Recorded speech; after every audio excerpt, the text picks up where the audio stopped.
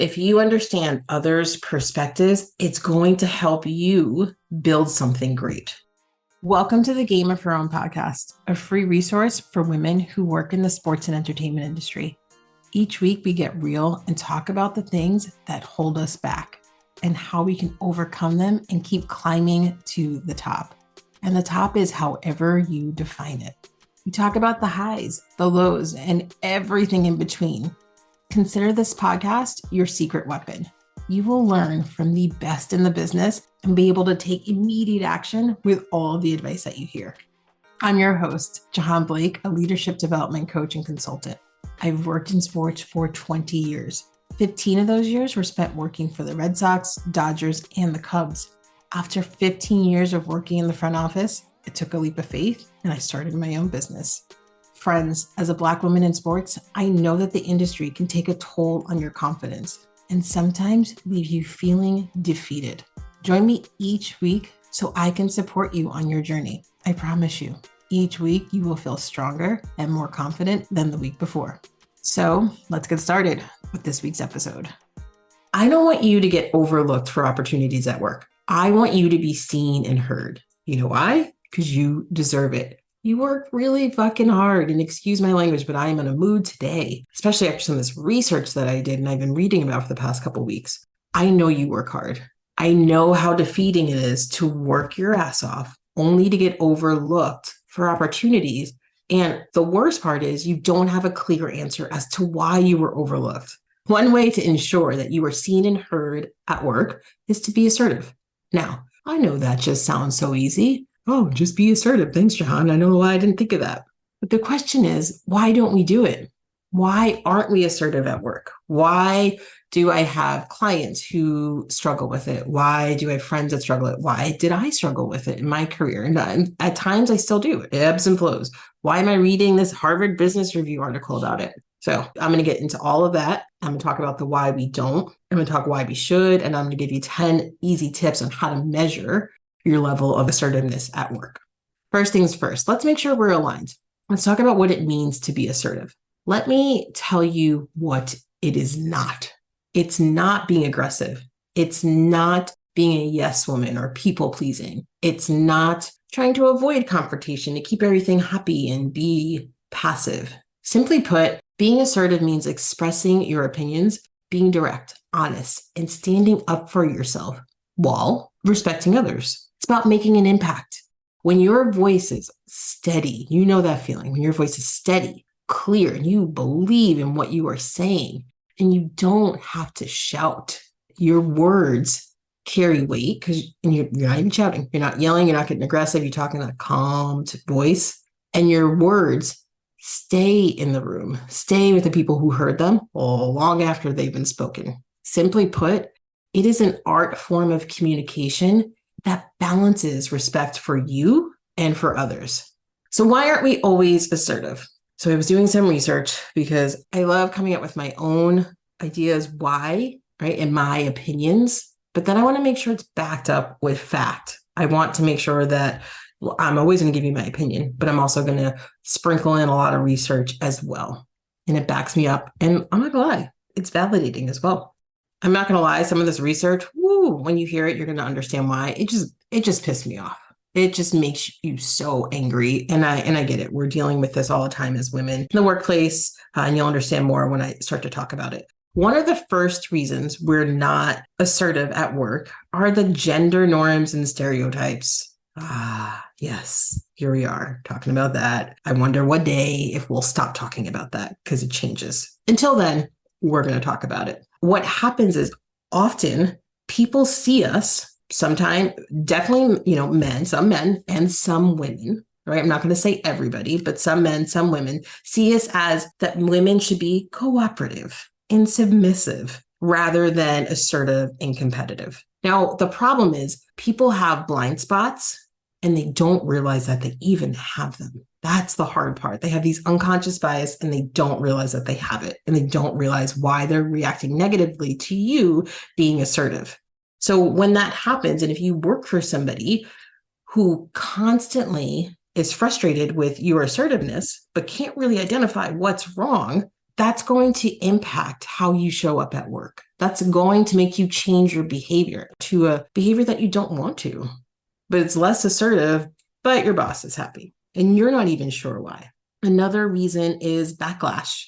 There's backlash for being assertive. When you behave in a way, when you demonstrate that you are assertive and you face backlash and you are labeled as being aggressive or bossy, it's going to chip away at you.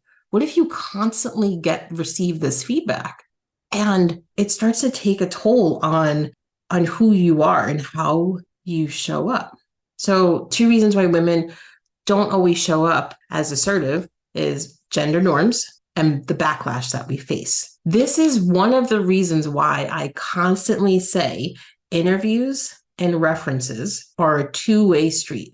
It's just not you showing them that you belong. They need to show you that they belong in your life. Do you want to work with someone who can't handle a female being assertive? Do you want to work for somebody who has a blind spot to that? That's why you have to ask, and I go over this with my clients all of the time, if they're in a place where they need to interview, whether it's internally or externally, asking all the right questions and listening for what you don't hear. You have to come up with a list of questions. And a lot of this, it becomes easier as you have more experience, asking questions and listening for what they don't say. Because here's the deal. When you interview, you are going to you're giving them your highlight reel. You're giving them all the good stuff. When you ask them questions, they are doing the same. No one's going to say, sometimes I have trouble with women working and being assertive. No one's ever going to say that, right? So, but if you're talking to somebody who worked for a manager you're interviewing with or an organization, you can ask the questions like, what was it like working for this manager? What was it like? What type of team do they have? Who does well on their team? You can ask them the same questions. Who's done well for you? What's it like to work for you? Talk about people who have had success and why. Listen for what they don't say. That's really important. Another reason that we don't show up and be assertive at work is the lack of confidence. If you constantly work for people who, have these blind spots and have these in their head, these preconceived notions of gender norms and being submissive, women should be submissive and cooperative rather than assertive and competitive. If you constantly face backlash and you're getting negative feedback from people who work for you, people who you report into, and you've done all the work and you're like, wait, I'm not myself anymore. I'm just no longer assertive. I'm a shell of myself. And I feel like it's not me.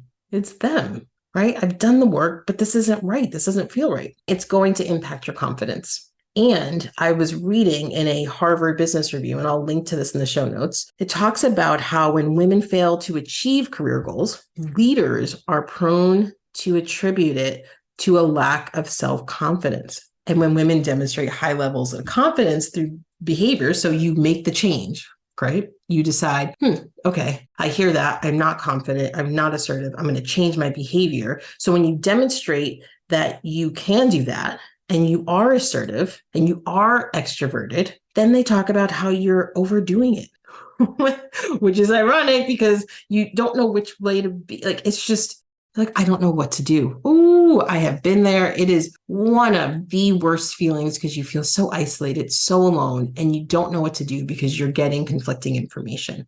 This is why it's important to have mentors and surround yourself, have a board of advisors, have people who will call you out on your bullshit and have people who will also call other people out for their feedback and their bullshit, right? You want both sides. You don't want someone who's always your cheerleader and never gives you feedback.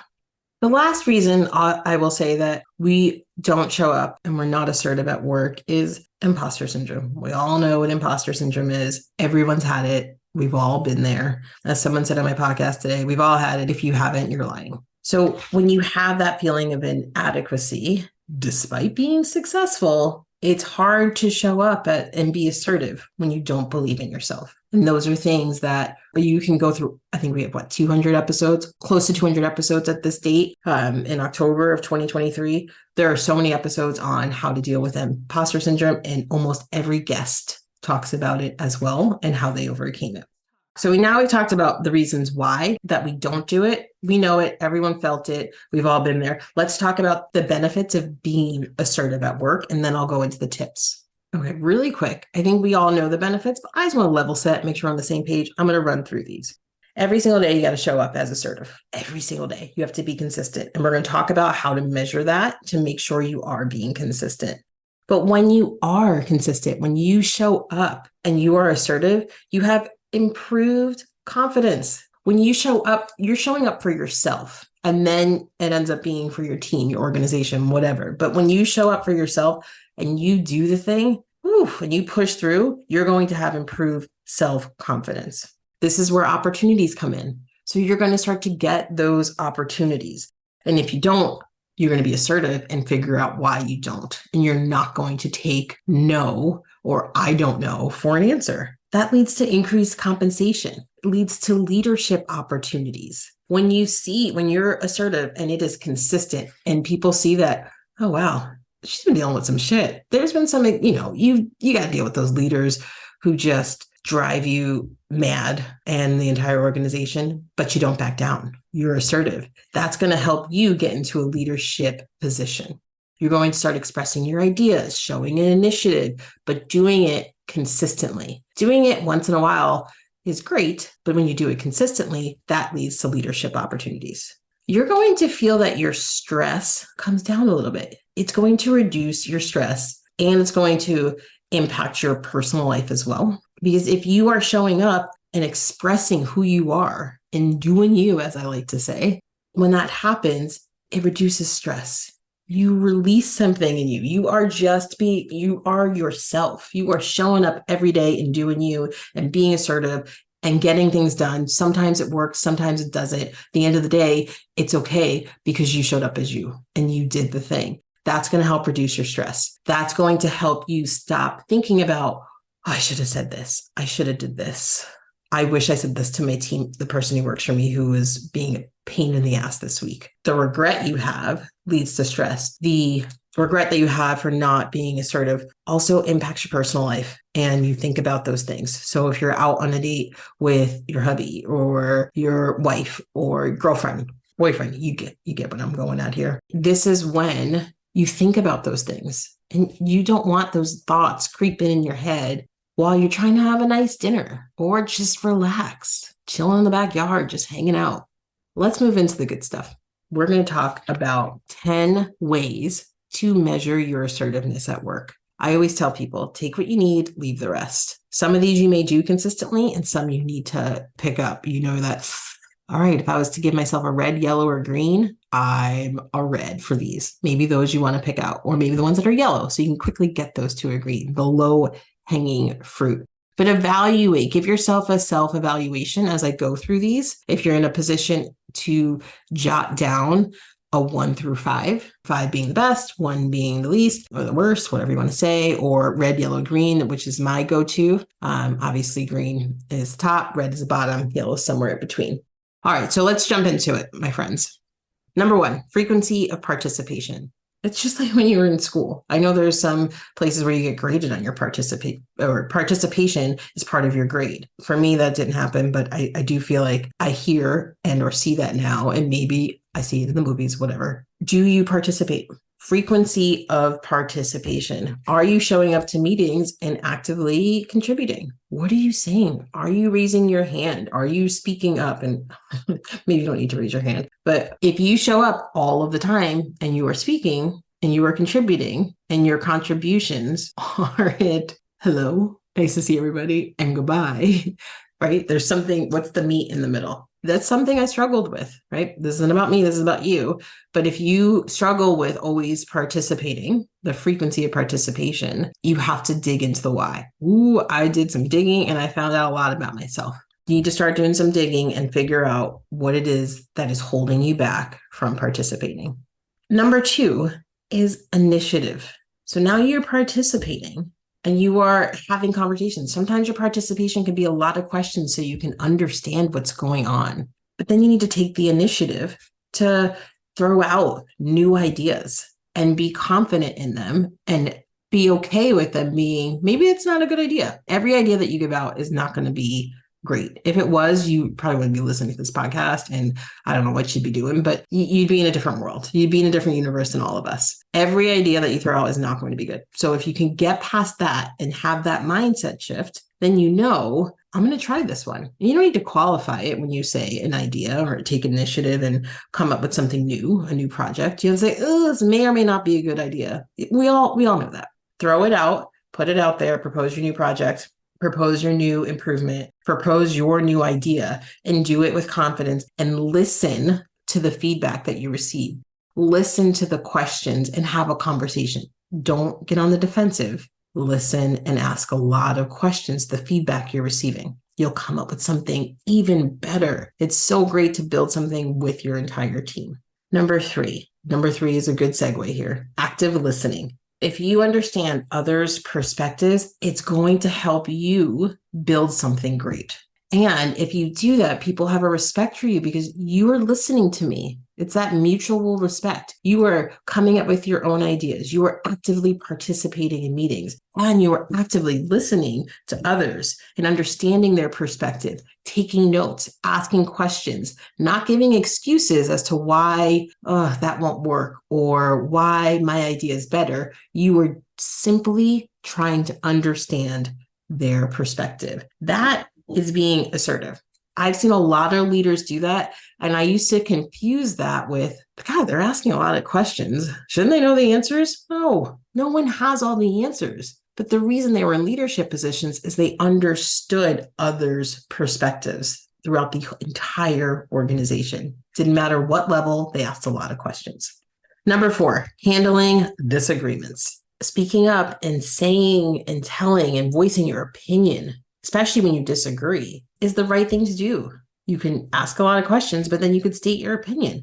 I don't agree, and here's why. But remember, it doesn't need to be aggressive. It needs to be assertive. You are just stating your truth and your facts and what you know, and you're putting it out there. So handling the disagreements, especially when it comes back to you, someone disagrees with an initiative, a new project that you put out there, how are you handling those disagreements? So you want to measure yourself on all these. How do you do with those? Right? We've talked about 4 so far. How are you scoring yourself? Do you handle disagreements, whether someone's disagreeing with you or you disagree with someone else? I guess that's the same thing when you think about it. How are you doing in that area? Do you take criticism well? Number 5, impact of contributions. Now, it's one thing when you give ideas and give ideas and give ideas. And I've worked with some idea guys, and they just all the time, just rattling things off. And you're like, oh, for crying out loud. Okay, I get it. You have really good ideas, or you have a lot of ideas. Are they being implemented? Are they leading to improvement within the organization? What is the impact of your contributions? Or said differently, are your contributions making an impact in the organization? So that is something to take note of. That is something to measure.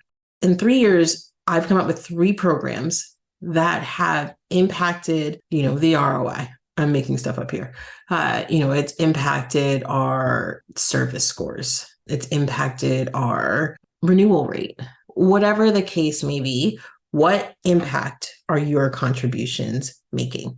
Number 6, recognition. Track your recognition. Are you receiving really good feedback from leadership, from your manager, from the people who work for you? What sort of recognition are you getting for your ideas? Now, do we do this work to receive recognition? Is that why we show up every day? No, I don't think it is. I know at least it's not for me. I just love the work that I do. So it's not the recognition. However, people love to throw out recognition. If you work in a very positive culture, you and your team are going to be recognized. You're going to be recognized by your leaders, and you as a leader are going to recognize people who are on your team. So just keep note. Just write all this down. Keep a little notebook. It becomes your playbook. Are you being recognized? Number 7, holding ground. Ooh. When you were being, sorry, I was just picturing some of the people I've come against and some of the people I've had to hold my ground. Assertive individuals like to hold their ground. It's okay to ask questions, learn a lot. It's okay if you sway and go the other way. That's all right, because you think it's beneficial for the company. But there are going to be times that you believe what you are saying, all the research you have done, and all the case studies and you've talked to your counterparts at different organizations, you know this is the way to go, and you hold your ground. Even if the organization says, no, we're going to go a different way. It's okay. You're being assertive and you are saying what you believe in. That goes a long way. Number 8, comfortable saying no. It's so easy to be a people pleaser and say yes to everything. We want to take on more, take on more, take on more, take on more. But what I have found is, especially within my clients, as the leaders, right, the high level, the executives that I work with, when they say no, when they tell their boss, hey, you're not being realistic. I can take all this on, but here's what's going to be missed. This isn't sustainable. If you're not going to give me extra headcount, this isn't sustainable. This isn't going to work. I have to say no to this in order to do X, Y, and Z, because those are the priority. If I got that wrong and the priorities have switched, let me know. If you want to get me a temporary, employee to help for 6 months, then we can do it. I can definitely oversee somebody, but I cannot take this on. So it's okay to say no. No, as they say out there in the world, is a complete sentence. So it's okay to say no. And that leads to number 9, leadership roles. Do you find yourself going after and receiving or being approached by leadership to take on leadership roles because they see you are a good fit? Do you naturally just take on leadership roles within your group? So maybe there's 5 managers in one team. Do you find yourself constantly putting yourself into leadership roles, or do you shrink back and let other people have them because you don't want to step on toes? I've done both. I'm telling you, the first one is better. Step up and have that leadership role with your team. Even if you all have the same title, be assertive. Step up and take that role. And number 10, talk about this a lot, setting boundaries. You want to set boundaries for you. If you have a team, set boundaries and help your team set boundaries too. But set your boundaries and hold your boundaries. What will happen, and I find this with my consulting clients and contracting clients, I get more respect when I hold boundaries, when I set boundaries with them and manage expectations, and then I hold them. And I don't let them run all over me. You know why? Because they know that they're working with somebody who is going to do the same. So a lot of times I work with, a client will hire me, and then sometimes they have a client that hired them, and then they hire a bigger team, and I'm usually a part of that team. That's my favorite role to be on. And I'm, doing specific work that I'm really good at. And a lot of times, if I let my client run all over me, that means they're like, well, damn, I don't know if she's client ready because my client's going to run all over her. I don't want her talking to the client. That you don't want that. That's not a leadership role. You want to stand your ground. People respect you when you set and hold your boundaries. Okay, so that was 10. And because I have so many here, I have about 20, I'm not going to lie. No, 25 actually. But I don't want to overwhelm you. So I'm just going to give you 2 more just as a bonus. This just came to me. These 2 just seem like I can't leave them out. First bonus is negotiating fearlessly. Negotiate, whether it's for compensation, whether it is for resources, whether it is for time off, whatever it is, negotiate. And be okay with that. Don't feel like, I should be grateful to be here. Anyone would have this job. Oh, that is a sure way to go down a path of just sadness. Like you're just not going to be happy when you constantly put the organization first and not yourself. What do you need to do your best work? Negotiate to get that, and also negotiate to get your value. That's important. But assertive people do not stop. They keep asking for what they want. You can be respectful. You can actively listen. You can ask a lot of questions, but keep going. Negotiate, negotiate, negotiate, and don't let it go. Second bonus. So I'm giving you 12 here. Second bonus, handling criticism positively. So make sure it is from a trusted source. Make sure you have your board of directors, and those people are people who call you out on your bullshit, but also are your biggest cheerleaders. Those people you should hold close and tight to you. Hopefully you have some of those people are at your job so they can actually see you in action, right? And they know all the players in the game, and they can tell you, and they can either call you out or cheer you on. And when you have someone like that, hold on tight to those people. So take your criticism, just be graceful. If you don't agree with it, ask a lot of questions and say, I think sometimes the easiest thing to do, this is a survey of one here, and I've seen other people do it, so it's more than a survey of one, is stepping back, hearing it, asking a lot of questions and saying, okay, I hear what you've said. Can I have it 24 hours? Can I have 48 hours just to process this? And I want to come back and really talk about this because I want to make sure the behaviors I'm demonstrating are aligned with the organizational goals, right? Come up with something like that. I want to make sure that I'm aligned to how you want, your expectations. I want to exceed them, but I need a minute to think on this. And that's when you can talk to other people and see, hey, am I really mean? Am I really aggressive? Like, are you seeing this? Or is it just that one person? So think about that. When you receive that feedback, just take it, be positive, ask a lot of questions, but it's criticism, so it hurts. And I get it. But take a minute, take a beat, and then come back and finish that conversation. Get those emotions out because that's healthy, and then come back and have a conversation. All right, my friends, I gave you 10 ways to measure your assertiveness at work, plus 2 bonus ones. I want to know how you're doing. Let me know how these work for you. Which ones are you measuring? Which ones do you do well already? Which ones need some work? Let me know. I love hearing from you. All right, my friends, until next week.